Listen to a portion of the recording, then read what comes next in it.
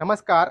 News 18 लोकलच्या daily weather update या सेगमेंटमध्ये मी नारायण काळे आपलं स्वागत करतो. राज्यभरात मागील काही दिवसांपासून अखंडित स्वरूपात मान्सून बरसत असल्याने राज्यभरातील शेतकरी दमदार पावसाची वाट पाहत आहेत.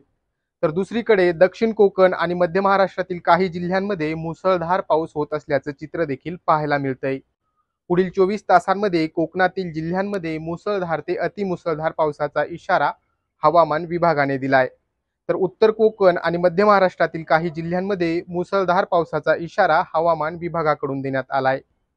तर उत्तर मध्य महाराष्ट्र आणि मराठवाड्यातील काही जिल्ह्यांमध्ये मध्यम ते जोरदार पावसाचा इशारा देण्यात आला असून विदर्भात देखील तुरळक जिल्ह्यांमध्ये मध्यम स्वरूपाच्या पावसाचा इशारा देण्यात आलाय. पाहुयात 29 जून रोजी राज्यातील हवामानाची स्थिती काय राहील.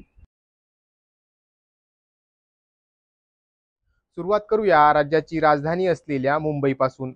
मुंबईमध्ये मागील 24 तासांमध्ये मध्यम ते मुसळधार पावसाची नोंद करण्यात आली. पुढील 24 तासांमध्ये मुंबईतील वातावरण हे ढगाळ राहून जोरदार पावसाचा इशारा हवामान विभागाने दिला आहे. तर कोकण विभागातील सिंधुदुर्ग, रत्नागिरी, रायगड, ठाणे आणि पालघर या सगळ्याच जिल्ह्यांना मुसळधार पावसाचा इशारा हवामान विभागाकडून देण्यात आलाय. तर पश्चिम महाराष्ट्रातील पुणे, सातारा आणि कोल्हापूरमध्ये जोरदार पावसाचा इशारा हवामान विभागाकडून देण्यात आलाय. तर इतर जिल्ह्यांना पावसाचा कोणताही इशारा देण्यात आलेला नाही. मराठवाड्यात पुढील काही दिवसांमध्ये पावसाचा जोर ओसरणार असून केवळ 28 जूनसाठी छत्रपती संभाजीनगर आणि जालन्याला येलो अलर्ट देण्यात आला आहे. तर उत्तर महाराष्ट्रात देखील पावसाचा जोर हा पुढील काही दिवसांमध्ये ओसरणार आहे. विदर्भाच्या बाबतीत बोलायचं झाल्यास विदर्भातील नागपूर, चंद्रपूर, गडचिरोली आणि गोंदिया या जिल्ह्यांमध्ये पावसाचं प्रमाण अधिक असणार असून 28 आणि 29 जूनसाठी विदर्भातील सर्वच जिल्ह्यांसाठी येलो अलर्ट हवामान विभागाने दिला आहे.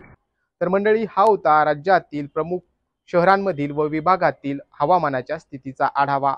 तुमच्या जिल्ह्यामध्ये हवामानाची स्थिती कशी आहे हे आम्हाला नक्की सांगा आणि असेच डेली वेदर अपडेट्स पाहण्यासाठी पाहत रहा लोकल 18 मराठी.